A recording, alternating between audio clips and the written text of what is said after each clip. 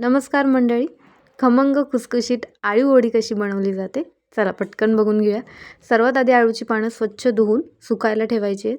त्यानंतर एका मिक्सरच्या भांड्यामध्ये 8 ते 10 हिरव्या मिरच्या, थोडीशी कोथिंबीर, 8-10 लसणाच्या पाकळ्या, आल्याचा एक छोटा तुकडा, यामध्ये 1 चमचाभर धने, 1 चमचा ओवा, 1 चमचा जिरं आणि 1 चमचा कच्ची बडीशेप टाकायचे आणि हे सगळं एक बारीक वाटून घ्यायचं आहे. आता 1.5 वाटी बेसनात चवीनुसार हळद, लाल तिखट आणि मीठ टाकायचं आहे. 1 चमचा कच्चे तीळ, 1 चमचा साखर, थोडासा लिंबाचा रस आणि 2 ते 3 चमचे चिंचेचं पाणी टाकायचं आहे. त्यानंतर आपलं हिरव्या मिरचीचं वाटण टाकायचं आहे आणि थोडंसं तेल टाकून पाणी टाकून त्याचं घट्टसर असं एक बॅटर बनवून घ्यायचं आहे.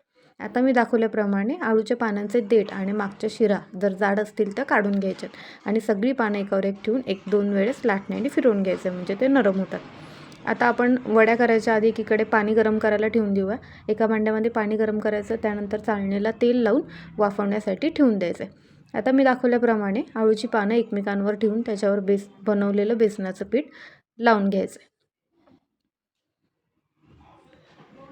छान अशा वड्या एकमेकांना भरपूर प्रमाणात बेसन पीठ लावायचं आहे.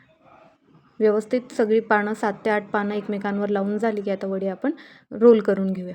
मी दाखवल्याप्रमाणे गोल बनवून घ्यायचा, घट्टसर गोल बनवायचा आणि त्याची साईडचे जे तोंडं आहेत ती अशी दाबून घ्यायची म्हणजे वडी बाहेर येत नाही. अशा प्रकारच्या मी 2 वड्या बनवल्यात. आता आपण स्टीम करून घेऊया. 10 ते 15 मिनिटांसाठी झाकण न उघडता वाफवू द्यायचे आणि नंतर असं चाकू टाकून चेक करायचं. आता वड्या व्यवस्थित कट करून घ्यायच्यात. बघा किती छान लेयर्स पडलेत. आता आपण या फ्राय करणार आहोत. मी डीप फ्राय करत नाही आहे, शॅलो फ्राय करते. एका तव्यावर गरजेपुरतं तेल टाकायचं आहे, त्यानंतर त्यामध्ये तीळ टाकायचे आहेत आणि त्यानंतर वड्या अशा तव्यावर पसरवून ठेवायच्या आहेत. मध्यम आचेवर 5 ते 6 मिनिटांसाठी दोन्ही बाजूनी खरपूस अशा भाजून घ्यायच्यात. छान गोल्डन रंग आला की वड्या काढून घ्यायच्यात. गरमागरम सर्व करा. थँक्यू.